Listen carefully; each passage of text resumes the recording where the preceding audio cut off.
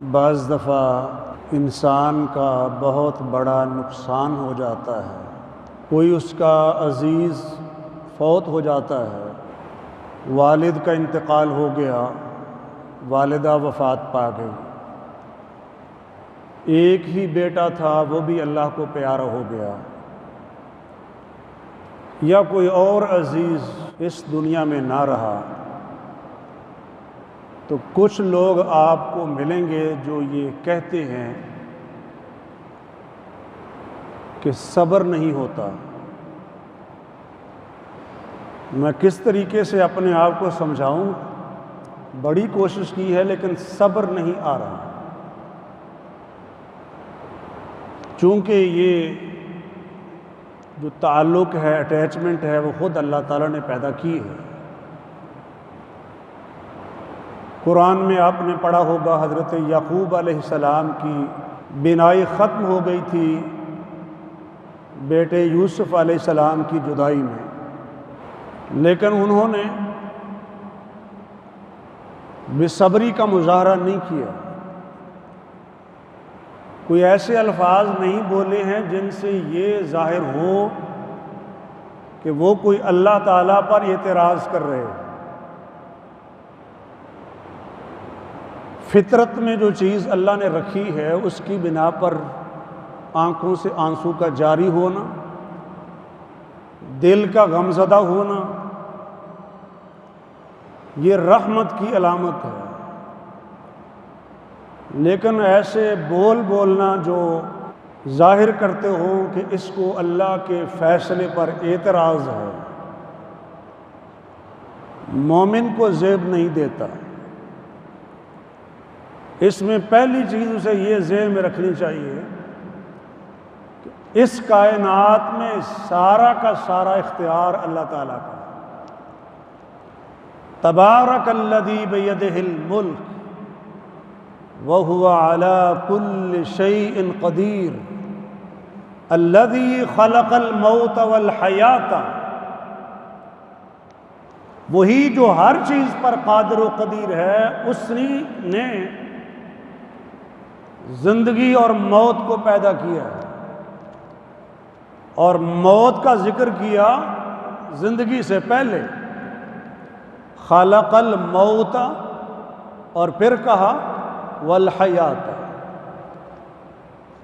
تو وہ کیا زندگی ہے جس میں موت یاد نہیں ہے؟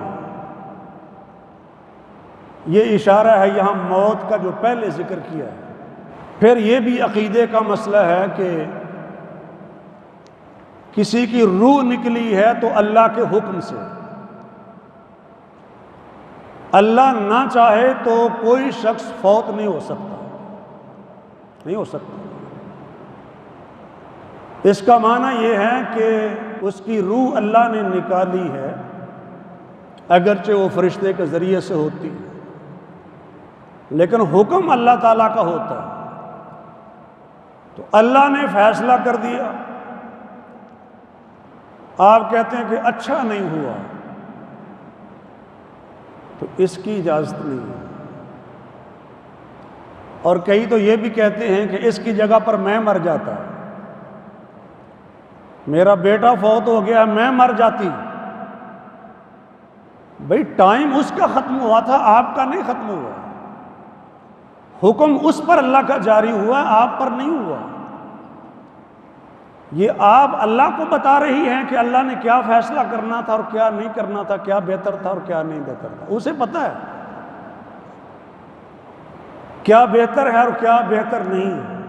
ہم تو ظاہری طور پر جانتے ہیں نا کہ اگر ایسے نہ ہوتا، اگر ایسے نہ ہوتا، ایک ہی بیٹا تھا، بڑھاپے میں سہارا بننا تھا، وہ بھی چل بسا، لیکن مالک کی اپنی حکمتیں اور اس کے اپنے فیصلے۔ اللہ تعالیٰ نے اعلان کروایا قُلْ لَن يُصِيبَنَا إِلَّا مَا كَتَبَ اللَّهُ لَنَا، اے نبی فرماؤ ہمیں وہی مصیبت پہنچے گی جو اللہ نے ہمارے لیے لکھ رکھی ہے، اس کے علاوہ کوئی نہیں پہنچے گی۔ لَن يُصِيبَنَا، ہرگز نہیں پہنچے گی ہمیں، إِلَّا مَا كَتَبَ اللَّهُ لَنَا، یہ تاکید کے ساتھ فرمایا یعنی ہرگز اس مصیبت کے علاوہ کوئی مصیبت نہیں پہنچ سکتی جو اللہ نے ہمارے لیے لکھ دی ہے۔ جب اللہ نے لکھ دی تھی وہ آنی ہے، تو اس پر صبر کے علاوہ مومن کے پاس دوسرا آپشن ہی نہیں، باقی سارے دروازے بند ہیں، بس یہی ہے کہ مومن نے صبر کرنا ہے۔ پھر میں نے اشارتاً یہ بات بھی آپ سے عرض کی کہ یہ فیصلہ تو اللہ کا ہے نا، اللہ یتوفی الانفس، وہی اللہ ہے جو جانوں کو قبض کرتا ہے، انسانوں کو فوت کرتا ہے، حین موتہا، جب ان کی موت کا وقت آ جاتا ہے۔ کب فوت کرتا ہے؟ جب موت کا وقت آ جاتا ہے تب فوت کرتا ہے، اور وہی کرتا ہے۔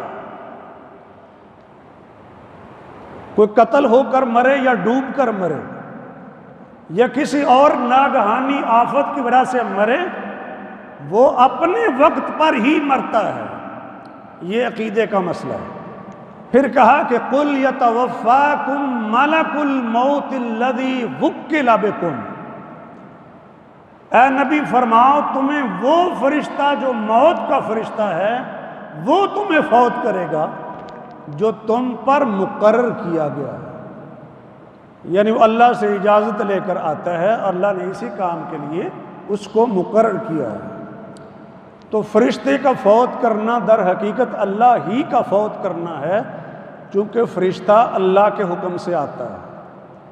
اسی طرح قرآن میں یہ ہے کہ فرشتے تمہیں فوت کریں گے، حالانکہ ملک الموت تو ایک ہے نا، تو یہ جو فرشتے کہا وہ اس لیے کہا کہ ملک الموت کے ساتھ دوسرے فرشتے بھی آتے ہیں، اس لیے کبھی تمام فرشتوں کی طرف نسبت کر دی، کبھی ایک فرشتے کی طرف نسبت کر دی، اور کبھی وہ نسبت اپنی ذات کی طرف کر دی جو اصل موت و حیات کا مالک ہے۔ پھر یہ بات بھی قرآن میں ہے کہ انسان کی موت وہاں پر ہی آتی ہے جہاں پر لکھی گئی ہو، اور اس کا علم کسی کے پاس نہیں ہوتا۔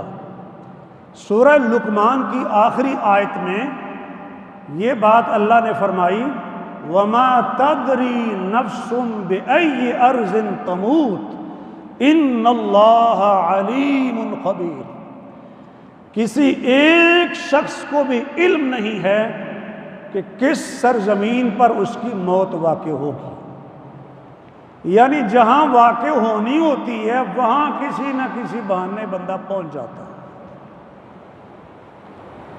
بعض دفعہ ظاہری سبب معلوم نہیں ہوتا، زندگی بھر کبھی اس شہر میں نہیں گئے ہیں جہاں بندہ جا کے فوت ہوا ہے، لیکن جب وہاں فوت ہونا تھا تو کسی بہانے سے وہاں پہنچ گیا۔ موت بلا لیتی ہے کہ اپنے پاس بلا لیتی ہے۔ اور ایک حدیث کے اندر یہ بات سمجھائی گئی حضرت ام سلیم رضی اللہ تعالی عنہا کی طرف سے، ابو طلحہ انصاری گھر سے باہر گئے، پیچھے سے ایک چھوٹا بچہ ان کا فوت ہو گیا، گھر واپس آئے، بیوی نے بتایا نہیں، پوچھا تو کہا آرام کر رہا ہے۔ وہ حقیقی طور پر آرام کر رہا تھا جو مستقل آرام ہے، باپ نے یہ سمجھ لیا کہ سو رہا ہوگا۔ تو بعد میں ام سلیم نے اپنے خامن سے پوچھا اگر کوئی آدمی کسی کے پاس کوئی چیز عاریتاً رکھوائے، ادھار کے طور پر کوئی چیز دے، امانت کے طور پر رکھوائے، تو اگر وہ واپس مانگ لے تو کوئی اعتراض والی بات تو نہیں ہے نا؟ انہوں نے کہا نہیں، اعتراض والی بات کیا ہے بھئی، جس نے اپنی چیز کسی کے پاس رکھوائی تھی وہ اپنی چیز واپس مانگنے آ گیا، تو اس میں اعتراض والی بات کیا ہے؟ تو پھر انہوں نے اپنے شوہر کو بتایا کہ آپ کا بیٹا وفات پا چکا ہے۔ ایسی سمجھدار عورتیں بھی ہوتی ہیں جو نہ صرف یہ کہ خود صبر کرتی ہیں، اپنے شوہر کو بھی صبر دلاتی ہیں۔ تو یہ تو اللہ کی امانت تھی جو اللہ نے واپس لے لی۔ آپ کس بنا پر کہہ رہے ہیں کہ صبر نہیں ہو رہا؟ آپ کس بنا پر اپنے بال کھول کر بیٹھے ہوئے ہیں؟ کس لیے گریبان پھاڑ رہے ہیں؟ کس لیے رخساروں پر تمانچے مار رہے ہیں؟ کس لیے جاہلیت کی پکار رہے ہیں؟ یہ جملے آپ سنتے ہیں، میرے پاس وقت مختصر ہوتا ہے، اپنی سوسائٹی میں دیکھیں آپ کس طرح کے جملے لوگ بولتے ہیں۔ کس بنا پر؟ جس کی امانت تھی اس نے واپس لے لی، جس کی چیز تھی اس نے واپس مانگ لی۔ جو مصیبتیں اس طریقے سے انسان پر آتی ہیں، ان کی فلسفی کیا ہے؟ بعض دفعہ ایک بڑا غم پہنچتا ہے انسان کو، برداشت سے باہر ہو رہا ہوتا ہے، اللہ کچھ چھوٹا موٹا غم اور دے دیتے ہیں، پھر ایک اور پریشانی آ گئی۔ وہ جو ایک صدمہ برداشت سے باہر ہو رہا تھا، توجہ ڈیوائیڈ ہونے کی وجہ سے اب وہ برداشت ہو چلا ہے۔ قرآن میں غزوہ احد کے تناظر میں اللہ نے فرمایا فَأَصَابَكُمْ غَمٌّ بِغَمٍّ، اللہ نے تمہیں غم پر غم دیا۔ مومنوں کو بھی زخم پہنچے اور پھر افواہ پھیل گئی کہ اللہ کے نبی کو شہید کر دیا گیا ہے۔ غم پر غم، لِكَيْ لَا تَحْزَنُوا عَلَى مَا فَاتَكُمْ وَلَا مَا أَصَابَكُمْ، تاکہ تم اس پر غم نہ کرو جو چیز تمہیں نہیں مل سکی، اور جو مصیبت آئی ہے اس پر غم زدہ نہ ہو آپ۔ یہ اس لیے اللہ نے تمہیں غم پر غم پہنچایا۔ اور یہی بات سورۃ الحدید میں اللہ نے بیان فرمائی، پہلی آیت کریمہ سورۃ آل عمران کی تھی۔ فرمایا جو بھی تمہیں مصیبت آتی ہے یا تمہاری جانوں میں، وہ ایک کتاب میں پہلے سے درج ہوتی ہے۔ لِكَيْ لَا تَأْسَوْا عَلَى مَا فَاتَكُمْ وَلَا تَفْرَحُوا بِمَا آتَاكُمْ، تاکہ جو چیز تم سے چھن جائے اس پر افسوس نہ کرو، اور جو نعمت تمہیں مل جائے اس پر اتراؤ نہ۔ بعض لوگ نعمتیں اور عہدے ملنے سے اکڑتے ہیں، اور غم پہنچے تو برداشت نہیں ہوتا، پھر اللہ تعالیٰ اس طریقے سے پھر بندوں کو مینج کرتے ہیں، مومنوں کو، تاکہ ذرا روٹین میں آ جائیں۔ یہ نہ ہو کہ قریبی کو ہارٹ اٹیک ہوا اور اس کو دیکھ کر اس کا بھی ہارٹ فیل ہو گیا، یہ نہ ہو۔ برداشت کا مادہ انسان کے اندر آ جائے، یعنی بہت زیادہ نشیب و فراز نہ آئیں، نہ انتہائی خوشی سے اور نہ شدت کے صدمے سے۔ یہ دونوں چیزیں ہیں، اور یہ ان دونوں چیزوں میں ہم اونچ نیچ کا شکار ہوتے ہیں۔ تو اللہ کی یہ حکمتیں ہیں کہ ان چیزوں کا سامنا انسان کو کرنا پڑتا ہے۔ ہم تمہاری ضرور آزمائش کریں گے۔ بہت سی آزمائشوں کا ذکر کیا، اور ایک یہ ذکر ہے کہ جانوں کی کمی سے ہم تمہاری آزمائش کریں گے۔ کوئی قریبی فوت ہو گیا، والدہ وفات پا گئی، والد کا انتقال ہو گیا،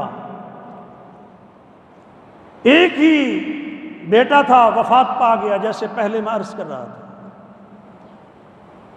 تو اللہ تعالیٰ فرماتے ہیں ہم تمہاری آزمائش کریں گے، لیکن صبر کرنے والوں کو خوشخبری سنا دیجئے، جب انہیں مصیبت آتی ہے تو کہتے ہیں انا للہ و انا الیہ راجعون، یقیناً ہم بھی اللہ کے ہیں اور ہم نے بھی اسی کی طرف جانا ہے۔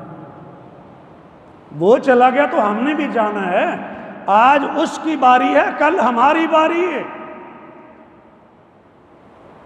تو فرمایا جو یہ کام کرتے ہیں ان کی طرف رب کی طرف سے بخششیں اور رحمتیں نازل ہوتی ہیں، اور یہی لوگ ہدایت پانے والے ہیں۔ اور یہ جو دوسری بات میں عرض کر رہا تھا کہ یہ اس طریقے سے غم، صدمے، مالی تنگی، پھلوں کی کمی، کوئی اور مسئلہ، تاکہ انسان میچور ہو جائے، یعنی شدت کے غم میں اور کمال کی خوشی میں میچورٹی کا اظہار کرے۔ اور شاید اسی کو شاعر نے اپنے الفاظ میں کہا تھا، رنج سے خوگر ہوا انسان تو مٹ جاتا ہے رنج، رنج سے خوگر ہوا انسان تو مٹ جاتا ہے رنج، مشکلیں مجھ پر پڑی اتنی کہ آسان ہو گئی. یعنی انسان کے اندر جذبہ پیدا ہو جاتا ہے، وہ برداشت کرنے کی صلاحیت آ جاتی ہے کہ بڑے سے بڑا حادثہ بھی ہو جائے تو انسان دین سے پھرتا نہیں ہے. یہی بات تو اللہ نے فرمائی تھی جب نبی پاک کا انتقال ہوا تھا. فرمایا کیا اللہ کے نبی فوت ہو جائیں یا ان کو شہید کر دیا جائے تو اپنی ایڑیوں کے بل اپنے دین سے پھر جاؤ گے؟ اپنا دین چھوڑ دو گے نبی کے دنیا سے جانے سے؟ یہ کیا تربیت تھی؟ اور یہی وہ آیت تھی جو حضرت ابوبکر نے وفات النبی پر پڑھی تھی، وما محمد الا رسول قد خلت من قبلہ الرسل افإن مات قتل انقلبتم علی اعقابکم. یہ قرآن کا عقیدہ ہے، اصحاب رسول کا عقیدہ ہے. جو تعزیت کے الفاظ ہیں اس میں بھی یہی پیغام ہے، ان للہ ما اخذ ولہ ما آتا. جس کو اللہ نے اپنے پاس بلایا ہے وہ اللہ کا ہی تھا، جو اس نے دیا ہے وہ بھی اللہ کا ہے، اور اللہ کے ہاں ہر چیز کا وقت مقرر ہے.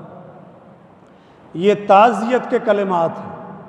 کوئی آدمی فوت ہوا 3 دن کے اندر اندر تعزیت کی جاتی ہے، اور اس کے بعد پھر بار بار غم تازہ نہیں کیا جاتا جن کا کوئی عزیز فوت ہوا ہے، الا یہ کہ کسی کو اطلاع نہیں ملی تو اور بات ہے، ورنہ 3 دن ہیں سوگ کے جن میں تعزیت ہوتی ہے. خیر تعزیت کے جو الفاظ ہیں صحیح مسلم کے اندر، اس میں بھی یہی پیغام ہے کہ یہ تو اللہ کی چیز تھی جو اللہ نے لے لی، اور اللہ کے ہاں ہر چیز کا ایک وقت مقرر ہے. آپ اپنے الفاظ میں کیا کہتے ہیں؟ بس یہ اللہ کا حکم، اللہ کی رضا، اللہ کی مرضی، بس جو اللہ کو منظور. اور جب یہ سارے جملے درست ہیں اور یقیناً درست ہیں تو اللہ کی ذات پر کیا اعتراض ہو سکتا ہے کسی کے فوت ہونے پر؟ بھلا آپ یہ سمجھتے ہوں کہ اکیلا باپ تھا جو پورے خاندان کا واحد سہارا تھا، باپ کی وجہ سے سارا گھر کا نظام چل رہا تھا، وہ نہیں رہا تو کیا ہوگا؟ اللہ کے بندو، باپ رازق نہیں تھا، وہ سبب تھا، ذریعہ تھا. واللہ خیر الرازقین، رازق ذات اوپر ہے، وہ وسائل کی بھی محتاج نہیں ہے، وہ ذات اسباب کی محتاج نہیں ہے.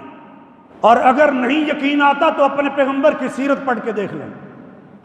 وہ وقت جو اللہ نے ہر انسان کا مقرر کر دیا تھا، پتہ کب؟ انسان کے پیدا ہونے سے 5 مہینے پہلے. توجہ ہے جی؟ انسان کے پیدا ہونے سے 5 ماہ پہلے اللہ نے انسان کی عمر لکھ دی تھی. جب پھر وہ وقت آ جاتا ہے، لا یستأخرون ساعة ولا یستقدمون، وہ ایک لمحہ نہ آگے ہوتے ہیں نہ پیچھے ہوتے ہیں. کہ جب انسان کی موت کا وقت آتا ہے تو کہتا ہے اے اللہ تھوڑی سی مہلت دے دے، صدقہ خیرات کر لوں، کوئی نیک اعمال کر لوں. اللہ فرمائے گا ہرگز نہیں.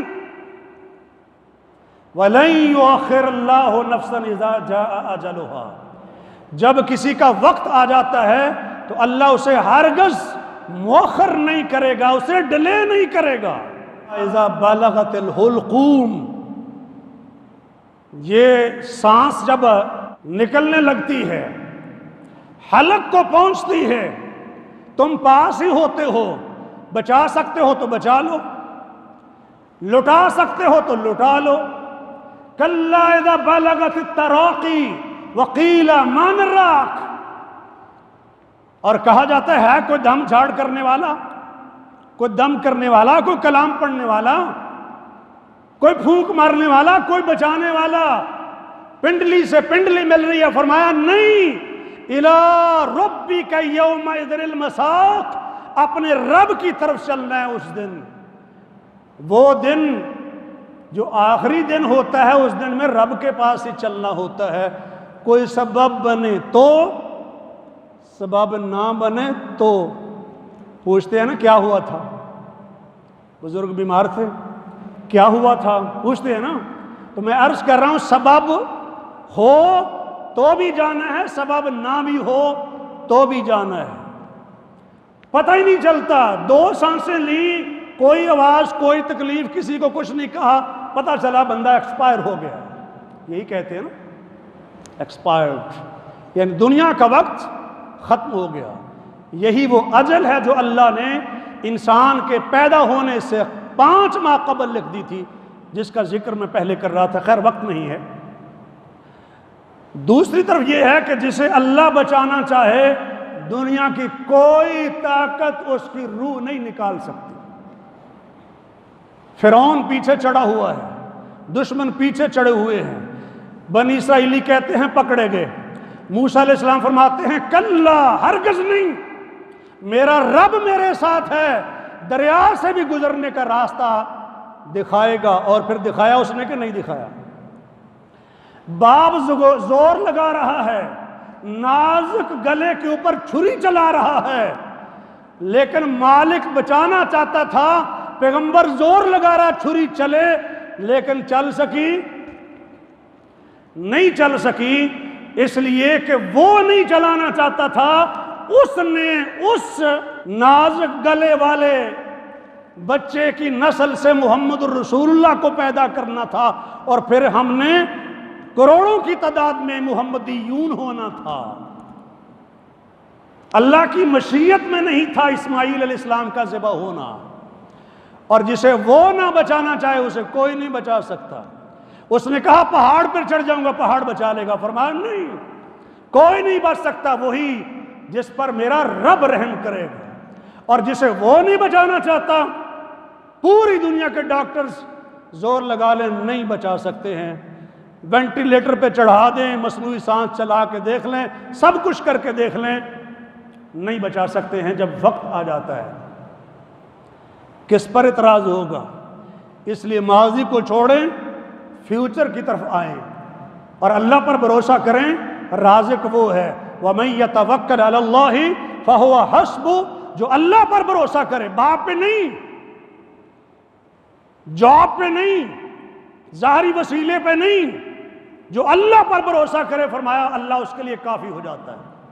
حضرت ہاجر، جن کو عام بولی میں لوگ ہاجرہ کہتے ہیں، حضرت اسماعیل کو اور حضرت ہاجر کو اللہ کے پاکیزہ گھر کے مقدس گھر کے پاس چھوڑ کے حضرت ابراہیم علیہ السلام جا رہے تھے، تو اماں جی نے پوچھا اللہ نے فرمایا ہے، اللہ کا حکم ہے؟ مڑ کے فرمایا ہاں اللہ کا حکم ہے۔ فرمایا اللہ کا حکم ہے تو اللہ ہمیں ضائع نہیں کرے گا۔ اگر اللہ کے حکم سے یہاں چھوڑ رہے ہو تو اللہ ضائع کرے گا؟ نہیں کرے گا۔ آب زمزم کی تاریخ ہے، حرم مکی کی ایک تاریخ ہے، بیت اللہ الحرام کی ایک تاریخ ہے، اور انہی لوگوں کی ادائیں ہیں جس کو ہم حج کہتے ہیں۔ کہا پھر اللہ ضائع نہیں کرے گا اگر اللہ کے حکم سے یہاں چھوڑ کے جا رہے ہو۔ میں نے اشارہ کیا کہ اپنے پیغمبر کی سیرت پڑھ کے دیکھ لیں، ہمارے پیغمبر ابھی پیدا نہیں ہوئے تھے، پیدا ہونے سے چند ماہ قبل والد محترم کا انتقال ہو گیا، اور ہمارے پیغمبر جب پیدا ہوئے تو پیدا ہوتے ہی یتیم تھے، یتیم پیدا ہوئے ہیں۔ 6 سال کے تھے ماں بھی فوت ہو گئی، اور ایک سفر میں 8 سال کے تھے دادا بھی انتقال کر گیا جو سرپرست تھا۔ پھر چچا ابو طالب نے پرورش کی، پھر بھی مسلمانوں کو سمجھ نہیں آتی، پھر بھی وہ بے سہارا ہیں، پھر بھی انہیں حوصلہ نہیں آتا۔ اور تمہارا پیغمبر مسلمانوں، اللہ نے فرمایا الم یجدک یتیما فآوی، اے پیغمبر آپ یتیم نہیں تھے تو پھر اس نے آپ کو ٹھکانہ دیا۔ جو تمہارے پیغمبر کو ٹھکانہ دے سکتا ہے وہ تمہارے سرپرست کے فوت ہونے پر بھی تمہیں ٹھکانہ دے سکتا ہے۔ دے سکتا کہ نہیں دے سکتا؟ دل کیا کہتا ہے؟ ایمان کی آواز کیا ہے؟ اور آیت ابھی میں نے آپ کو سنائی، جو اللہ پر بھروسہ کرے اللہ اس کے لیے کافی ہو جاتا ہے۔ ہاں ظاہری طور پر کوئی صدمہ ہوا، آنکھوں سے آنسو جاری ہو جائیں، دل پریشان ہو جائے، لیکن زبان سے کوئی ایسے کلمات نہ کہیں جو بے صبری کے ہوں۔ یہی بات نبی علیہ السلام نے اپنے بیٹے حضرت ابراہیم رضی اللہ تعالیٰ عنہ کی وفات پر کہے تھے آنکھوں سے آنسو جاری ہیں، دل پریشان ہے، لیکن زبان سے ہم وہی بات کرتے ہیں جس پر ہمارا رب راضی ہوتا ہے۔ اور یہ جو کہتے ہیں کہ صبر نہیں آتا، صحیح بخاری میں ہے وَمَن يَتَصَبَّرْ يُصَبِّرْهُ اللَّهُ، جو صبر کی کوشش کرے گا اللہ اس کو ضرور صبر دے گا، جو کوشش کرے گا اللہ اسے صبر دے گا، جو عادت بنانے کی کوشش کرے گا صبر کی اللہ اسے بھی صبر دے گا، اور اس کے نتیجے میں اللہ تعالیٰ جنت عطا فرماتے ہیں۔ بلکہ مومن کے بارے میں کہا کانٹا بھی چبھتا ہے تو اللہ مومن کو اجر عطا فرماتے ہیں کہ جب مومن کی کوئی پیاری چیز اللہ لے لیتے ہیں اس پر وہ صبر کرتا ہے، اللہ فرماتے ہیں اس کا بدلہ صرف اور صرف جنت ہے۔ کوئی پیاری چیز اس سے چھن جائے اس کا بدلہ صرف جنت ہے۔ صبر کیسے حاصل ہوگا؟ صبر مانگنے سے حاصل ہوگا۔ ربنا افرغ علینا صبرا، یہ بھی دعا ہے، اور یہ بھی دعا ہے ربنا افرغ علینا صبرا وتوفنا مسلمین، اللہ ہمارے اوپر صبر کو انڈیل دیجئے۔ صبر مانگنے سے بھی ملتا ہے، اور کوئی صبر کی تلقین کرے تو بھی صبر ملتا ہے۔ صبر اللہ سے بھی طلب کرنا چاہیے، دوسروں کو صبر کی تلقین بھی کرنی چاہیے، تواصوا بالصبر کا پیغام بھی ہے، اور پھر کوشش بھی کرنی چاہیے۔ جب یہ کوشش کریں گے آپ کہ مجھے صبر آئے، اللہ کے فیصلے پر راضی ہو جائیں، اللہ کا فیصلہ تھا میں اس کے فیصلوں پہ راضی ہوں، اللہ ضرور نعم البدل عطا فرمائیں گے۔ ہاں، دو رشتے ایسے ہیں جن کا نعم البدل تو نہیں ہوتا لیکن اللہ صبر ضرور عطا فرما دیتے ہیں۔ میری مراد والدین ہیں کہ ان کا نعم البدل تو کوئی نہیں ہے، لیکن اگر کوئی صبر کی کوشش کرے تو اللہ ضرور صبر عطا فرما دیتے ہیں۔ عرض کر رہا تھا کہ صبر کیسے آتا ہے اور اس کی جزا کیا ہے۔ قرآن نے کہا کہ صبر کرنے والوں کو بغیر حساب کے اجر دیا جائے گا۔ صبر شدید روشنی ہے، یعنی آدمی کے لیے راستے کھلتے ہیں، اسے سمجھ آتی ہے کہ کیسے دین پر اس نے قائم رہنا ہے اور بے صبری سے کیسے بچنا ہے۔